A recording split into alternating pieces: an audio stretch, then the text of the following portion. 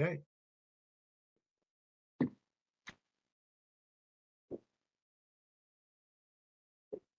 And we're live. Good afternoon, and welcome to the April 10th, 2024 meeting of the University of Rhode Island Board of Trustees, Academic Affairs and Research Committee. This meeting is being held in person with some committee members participating remotely. At this time, I will conduct a roll call attendance to determine if a quorum is present. Please clearly respond present via WebEx or present in person when your name is called. Neil Kerwin is absent today. I'm filling in for him as vice chair. Charlie Fogarty, present via WebEx. Maria Ducharme. Present via WebEx. Monica Garns. Present via WebEx. David Moderano. Joseph Matthews. Present via WebEx. Melissa Sutherland. Present via WebEx. Mark Parlange. Present via WebEx. And Charlie, if I may, I see that David is on, but he may not have. Yeah, I just did. Sorry, I'm still having issues with my WebEx. David Moderano via WebEx. Sorry, I'm late, Charlie. David, welcome back. Thank you, buddy. So it appears that we do have a quorum present. Also in attendance today is our board chair, Margot Cook. I don't see Armin here. And I would ask if, for the benefit of all, our board secretary, Michelle Carreri, will recognize members of the senior leadership of URI who are participating remotely and those present in the room with you. Great, thank you. So we have Provost Barb Wolf, we have Abby Benson, Alyssa Boissy, Marie Coleman, Ann Vieger, Chelsea Barry, Dean Labouty, John Stringer, Kristen Johnson, Lauren Jensen, Matt Boda, Sean Simmons, and in the room here is Lynn Owens, as well as James Long, our IT person. Thank you. And I'd like to officially welcome David Moderano back to the board. He was recently appointed to a different term of office. David, you're going to have to decide which class reunion you're going to go to for board trustees, the class of 20 or the class of 24. Hopefully you'll stick with the class of 20, your inaugural class. I'm just happy you all invited me back. Thank you. Just a reminder to all members here, for the benefit of our audience and the note taker, please clearly identify yourself when you comment, make a motion, or a second to a motion. Participants using WebEx are required to keep their cameras on as remote members, and all persons present at the meeting location must be clearly audible and visible to each other. At this time, I would like to acknowledge that the University of Rhode Island occupies the traditional stomping ground of the Narragansett Nation and the Niantic people. We've already welcomed back David Moderano and would like to thank our outgoing trustee, Richard Humphrey, for his service to the board and this committee. The first order of business is approval of the minutes. I believe all the members have had the minutes of the meeting of February 7th emailed to them. Do I have a motion? Monica Garns moved. Okay. Is there a second? David Moderano, second. Okay, and that motion will be the Academic Affairs and Research Committee approve the minutes of the February 7th, 2024 meeting. Any discussion on that motion? All those in favor indicate by saying aye. Aye. Aye. Opposed, nay. Any abstentions? Okay, passed unanimously. The next item on the agenda is item number 2, report of the Chief Academic Officer. Barbara Wolf, our Provost and Executive Vice President for Academic Affairs, will give her report. Barbara. Thank you, Chair Fogarty. If we could have the slides, please. What I'd like to do is give you a little bit of an overview of some of the activities that are going on, and great to see everybody here on this nice spring day. And we'll get going. So if we get to the next slide, please. What I'm going to do is give you a brief overview of what we're going to talk about today, many of the activities that we have undertaken since the last time that we spoke, and we'll conclude with 3 action items afterwards as well. Next slide, please. So first and foremost, we've been implementing this spring. President Perlange and I have been hosting something called Coffee and Conversations, and it's an informal discussion with faculty. And faculty are encouraged to bring questions or concerns about any topics that they wish to raise. And we've held 4 so far, with topics ranging from funding for research to international programs to the future of the university. And consistently, these conversations have been very positive, a great opportunity to share insights and ideas with both myself and President Perlange, and also a chance for faculty to hear from each other, as the events are not college specific, and it's been really a great discussion. We have 5 more Coffee and Conversations scheduled between now and the end of the semester. And given the positive reception by faculty, we anticipate hosting these in the fall as well. Next slide, please. This is related to academic affairs update. And after a comprehensive review process, the Accreditation Council for Pharmacy Education, also known as ACPE, has extended full accreditation of our College of Pharmacy through 2032. So we're very excited about that. And during its visit, the ACPE site team identified several notable strengths within the program. And this included effectiveness of the college's strategic planning process and monitoring, the personalized attention to each student in experiential placement, and the diverse array of experiences curated by the Office of Experiential Education. The College of Pharmacy also achieved the highest placement in New England for postgraduate training, both in terms of total numbers and as percentages of those activities seeking opportunities. Our College of Business is currently in the process of being reaccredited by the Association to Advance Collegiate Schools of Business. And this visiting team was here in March, and their verbal report at the end of their visit was quite positive. And we expect the college to be reaccredited by the end of this calendar year. But again, we're waiting for their final report. In our College of Arts and Sciences, our Masters of Public Administration is undergoing an external program review, and our programs in general undergo these reviews routinely, and we look forward to the results of this one. And I can say I've gotten a preliminary insight into that site visit that recently happened, and again, that was quite favorable as well. One of our academic priorities this year is to improve the effectiveness of our academic advising. This is the next item on here. And to help us on this front, we've recently hosted a team from the Global Community for Academic Advising. This is also known as the CADA, and that's the Premier Association for Student Success through Academic Advising in Higher Education. And they met with students, faculty, and staff over 2 days while they were here on campus. And they will be submitting a report. In fact, I just got it yesterday. Haven't read it yet, but just got it, about how we can improve the academic advising on campus, including where we locate our academic advisors, to what extent they should be distributed, centralized, hybrid model. And we previously reported the critical needs in need of more advisors. And we also want to be keen to ensure that we're making the best use of the resources that we do have. Also, in terms of academic affairs, it's not on the slide, but just recently released this week was the U.S. News and World Report rankings. And for 3 of our grad programs, these came out yesterday. And certainly of note is that our pharmacy program is ranked 31st in the country. So we're very excited about that. Also, our nursing DNP program is ranked 66 in the country, and our master's program is now ranked 48th in the country. So we're very, very excited about those activities. Next slide, please.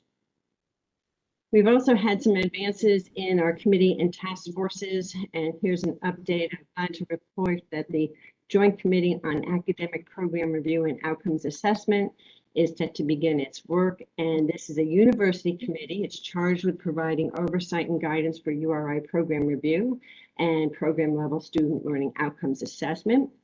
It's the merger of 2 existing committees that was first approved last May, and the necessary legislation is now all signed and through the process.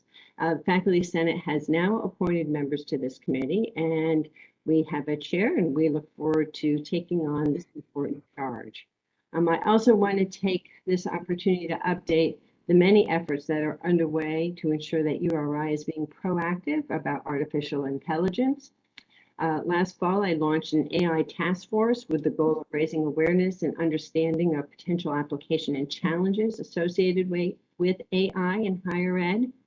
And the task force is supported by 3 subcommittees, teaching and learning, research, and university functions to examine the impact of potential applications of AI across these domains. And this past January, we hosted a very successful and well-attended academic summit on AI. And our Center for Computational Research has been hosting a series of fireside chats about AI.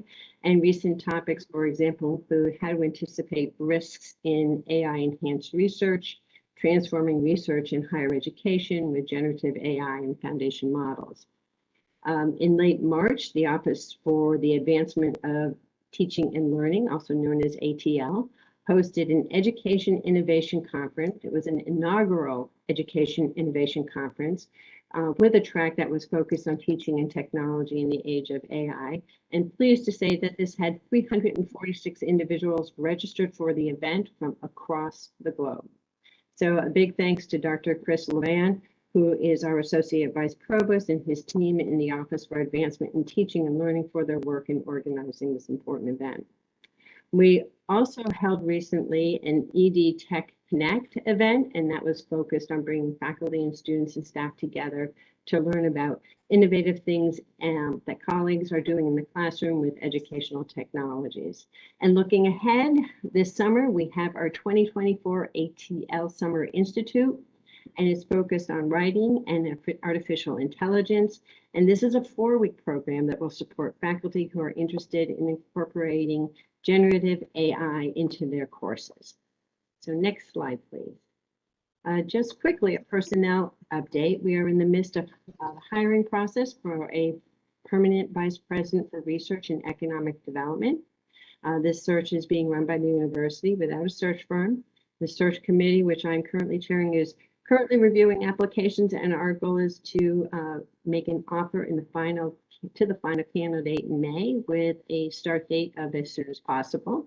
And it's an ambitious timeline, but the committee is working very hard to stay on track, and I'm pleased to say that we are on track.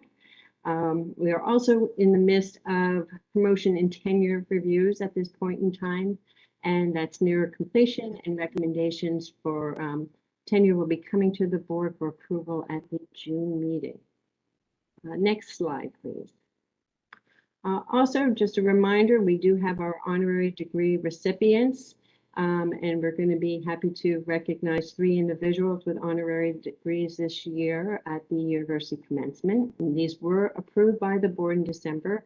Their names are not yet released to the public. This year, one of our honorary degree recipients will receive an honorary Doctorate of Letters, which is given in recognition of distinguished service to letters, art, music, or education, coupled with intellectual and moral qualities that are widely recognized. Our 2 other recipients, they'll receive an honorary Doctors of Humane Letters, which are given in recognition of distinguished service of a general nature, coupled with personal qualities and a kind of learning that warrants recognition by a learned educational body of higher standing. Next slide, please. And also, excitingly, we have the commencement schedule, and we are looking forward to our upcoming university commencement, which we are approaching differently this year. Rather than a university-wide commencement on the quad, which presents significant challenges for accessibility and certainly is vulnerable to weather conditions like we had last year, we are moving commencement to the Ryan Center, and we'll be holding individual commencements for each of the colleges. And due to the size, GSO will be joining cells for a shared commencement on May 19th. And our goal is to have the board represented at each of the commencement ceremonies. And that said, we certainly welcome you to participate in as many as you would like to. And for any questions about commencement, please reach out to Michelle Cureri, our board secretary.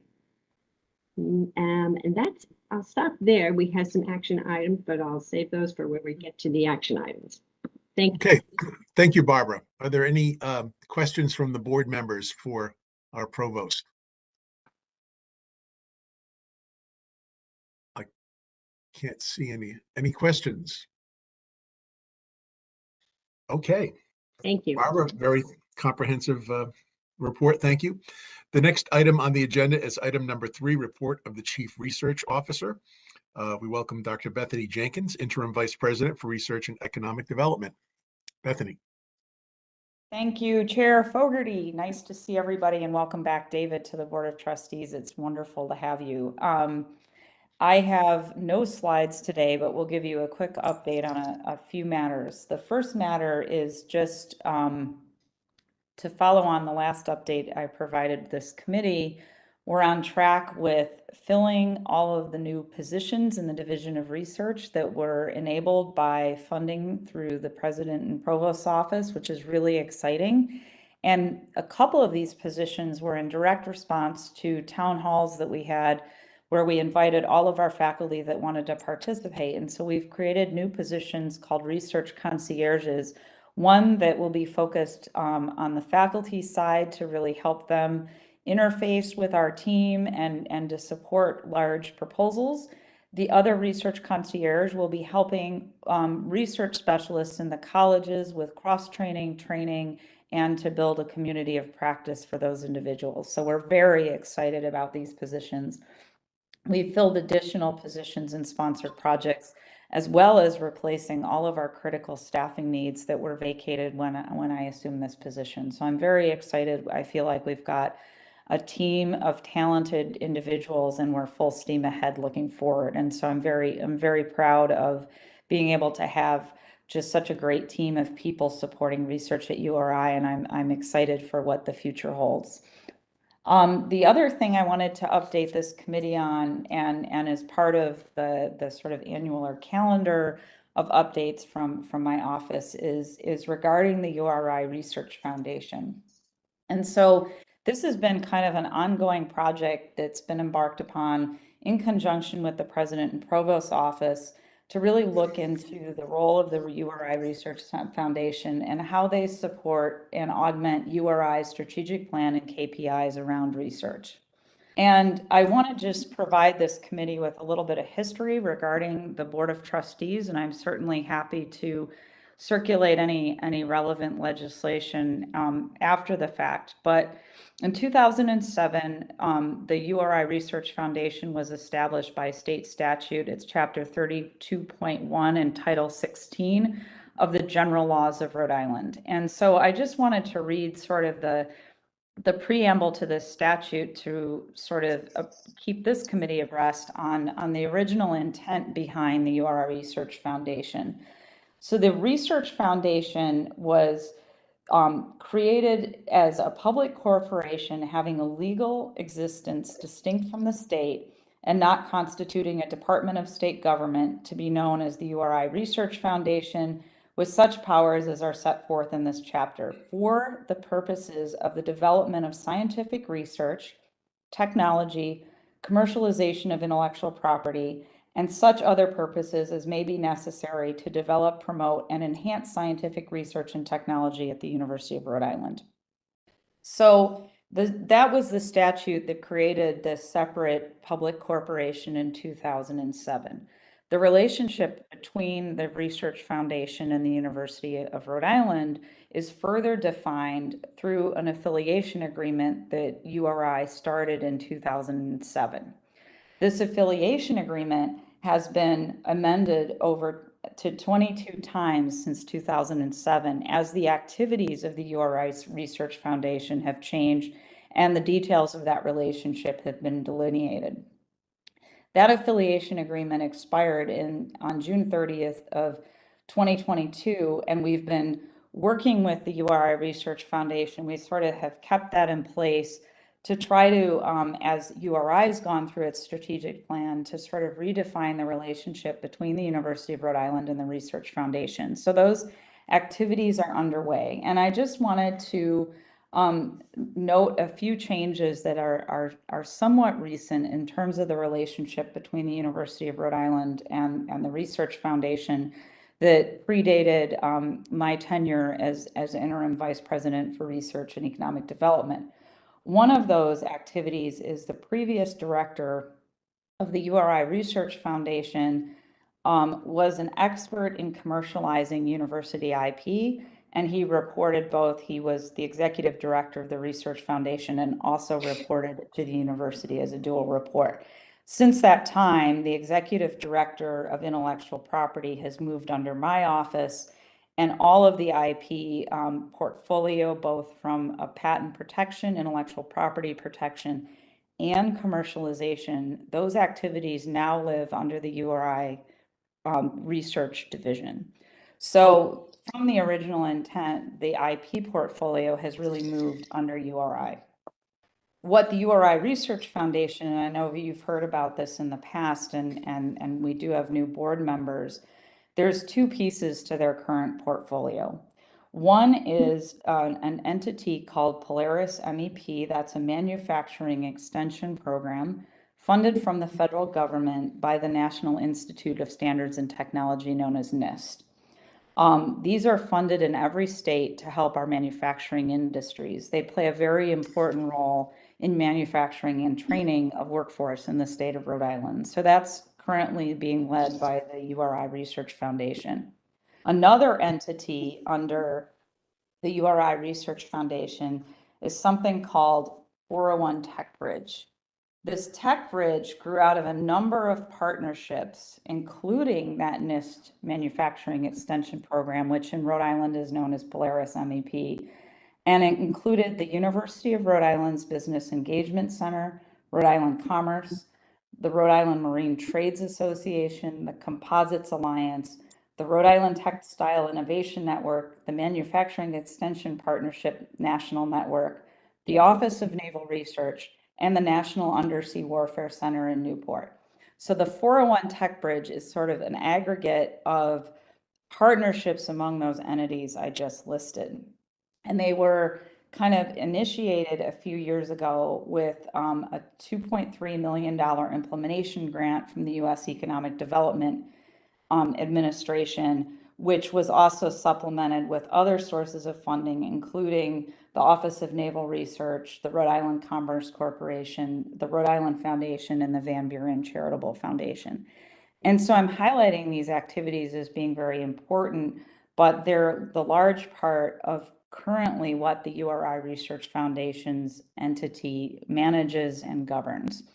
So that was a lot, and I realize in retrospect I could have helped you with a slide as I put this together, but I just wanted to highlight those activities and to emphasize to the members of this committee that the University of Rhode Island is thinking about these activities and the intellectual property portfolio and how best to structure that in a new affiliation agreement as we move forward.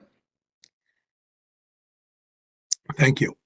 Does that conclude your report, Bethany? That concludes my report. Do we have any questions for Bethany? Hey, Charlie, it's Margot. Marco? Hey, Bethany. Hi, Margot.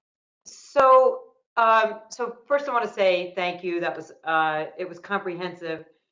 But even for me, who's heard about the foundation for probably 4 years now, I think there's a lot for new members to absorb. So it might be beneficial if there is anything in writing that you have about the purpose, kind of the activities, the portfolio. I think that would be helpful.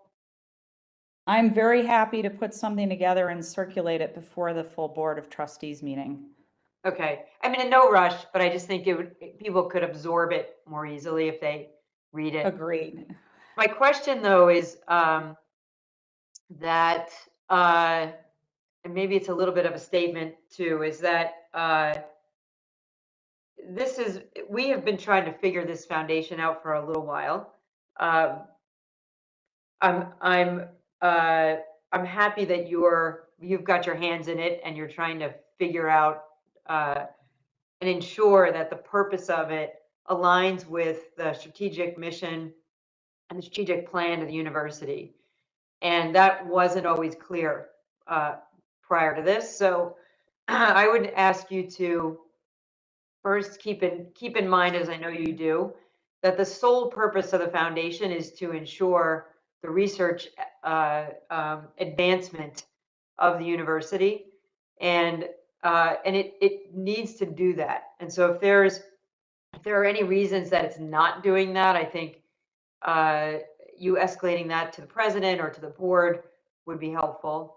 And then I would say, as you're working through and you're getting to a conclusion on what the right structure and working relationship is that does advance the university's research mission, I think it'd be good for you to come back to the board and explain what that's going to look like.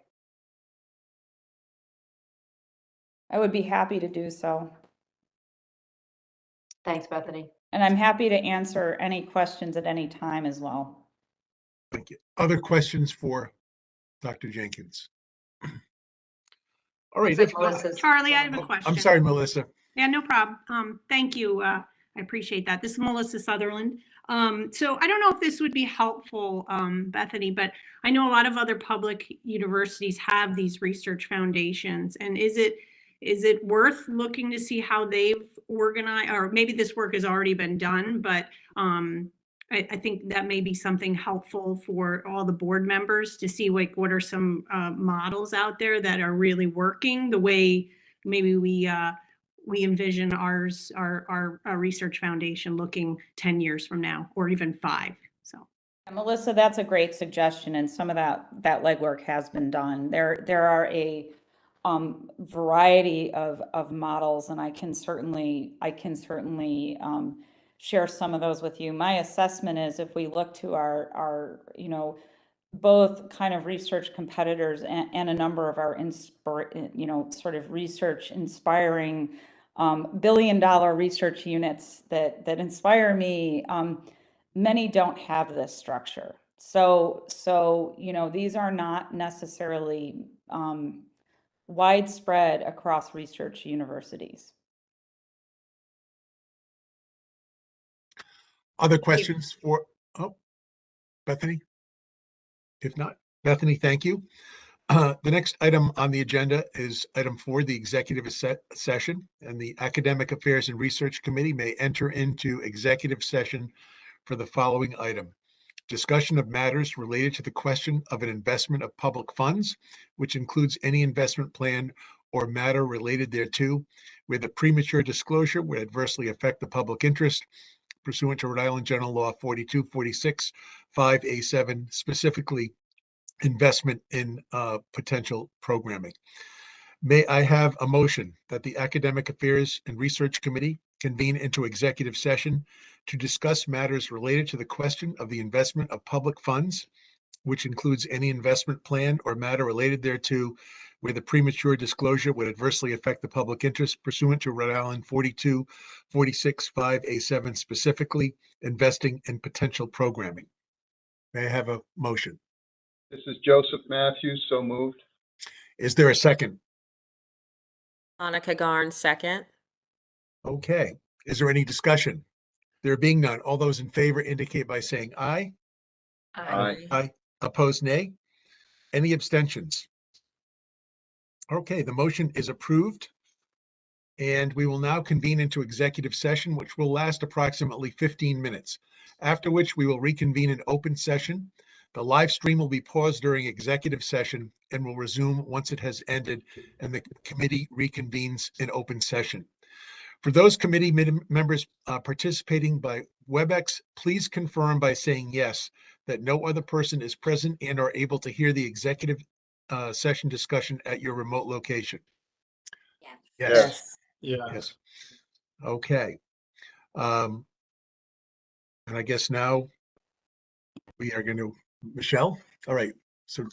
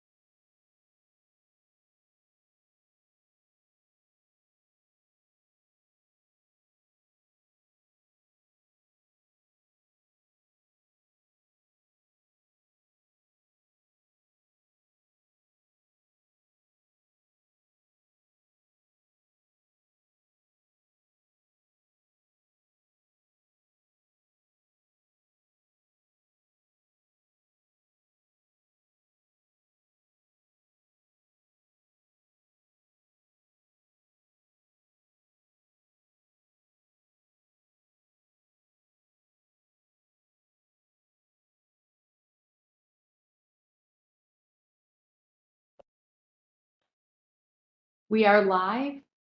You're all automatically muted, so just a quick reminder. Thank you. Right, there we go. Okay, we're back into live session now. The first order of business is a motion to seal the executive session minutes. May I have a motion that the minutes of the Academic Affairs and Research Committee's April 10th executive session be sealed? Monica Garn, so moved. Is there a second? Joe Matthews, second. Any discussion on the motion? Hearing none, all those in favor indicate by saying aye. Aye. Aye. Those opposed, nay. Any abstentions? Okay, the motion is approved. Next item on the agenda is item 5, discussion items. And as you know, as outlined in Article 5 of the URI Board of Trustees bylaws, the board shall define the duties of each committee by approving a committee charter, which declares clearly the purposes of the committee. And further, the committee work should be accomplished in accordance with an annual work plan, which is aligned with the university's strategic vision and priorities. On an annual basis or more often, standing committees review their charters and calendars and recommend any necessary changes to the Board of Trustees. So we have the review of the Academic and Affairs Research Committee charter, which you have, and also the academic calendar. And Michelle, if I'm not mistaken, there are no proposed changes to those items that we have, correct? No, not at this time, but at this meeting, you feel free to discuss with the committee if they have any changes. All right. If And anybody has any changes they'd like to move forward at a later time, but this is just for discussion purposes only. Okay, hearing none, we'll move on to item 6, which is action items. The first item is the approval of the awarding of posthumous academic degrees at the spring commencement 2024 and a recommendation to the URI Board of Trustees. Provost Wolf. Right, thank you. So based on the recommendation of their deans of their colleges, we have the sad duty to request the Board of Trustees approval of the awarding of posthumous academic degrees to 2 students at spring commencement 2024, one in the College of Environment and Life Sciences and one in the College of Health Sciences. Okay, may I have a motion that the Academic and Affairs and Research Committee recommend that the URI Board of Trustees approve the awarding of posthumous academic degrees to the students listed below for the spring 2024 commencement as presented in the enclosure. The College of Environmental Life and Sciences, Mrs. Grace Campanella, and the College of Health Sciences, Mr. Stephen Drabeck. Is there a motion? This is David, Maria, what? our motion. Marie Ducharme makes the motion. Is there a second? David Moderano seconds. David Moderano, second. Any discussion on the motion? Hearing none, all those in favor indicate by saying aye. Aye. Opposed, nay. Any abstentions? All right, the motion passes unanimously. Second item, item B, the approval of the awarding of undergraduate and graduate diplomas, certificates, and honors to be conferred by the president to candidates who have completed their requirements at the conclusion of the spring 2024 term and who are approved by the faculty of the University of Rhode Island and recommendation to the URI Board of Trustees. Provost Wolf. Great, thank you. We are requesting the board's approval for undergraduate and graduate degrees, diplomas, certificates, and honors, which will be conferred by the president to those candidates who have completed their requirements at the conclusion of the spring 2024 term and who are approved by the faculty of the university.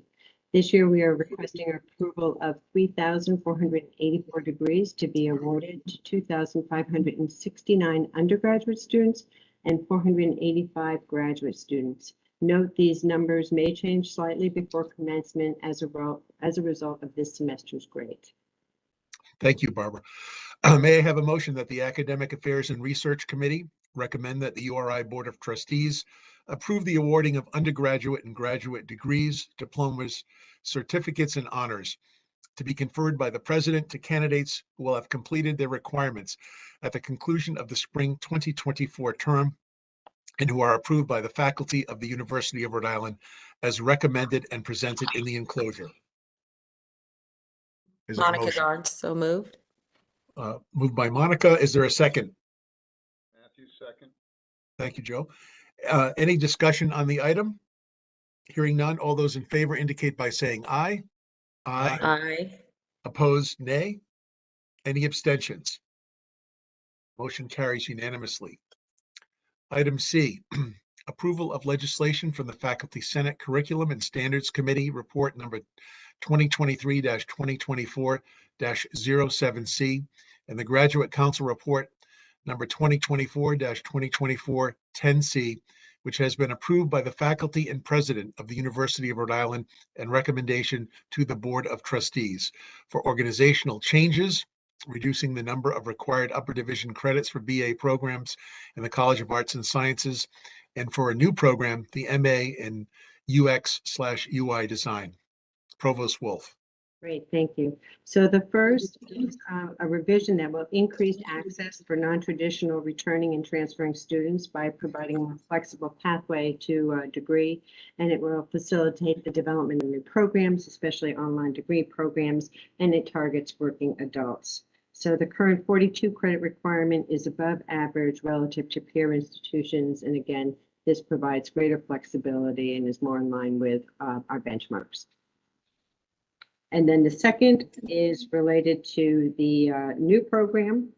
And the new program is one that is a stackable master's, where it combines 4 courses at the graduate certificate in user experience design, and also it stacks on to another program of graduate certificates in interface design created by the arts department. Barbara, is that new degree program mostly online or is that also in person? Mostly online. Okay. Any questions for Provost Wolf on these 2 items? If not, may I have a motion that the Academic Affairs and Research Committee recommend that the URI Board of Trustees approve an organizational change, reducing the number of required upper division credits for BA degrees in the College of Arts and Sciences, and also approve the creation of a new MA program in UX/UI design in the College of Arts and Sciences as recommended and presented in the enclosure. Is there a motion? Maria Ducharme, so moved. So moved by Maria. Is there a second? David Monterano, second. Seconded by David. Any discussion on the motion?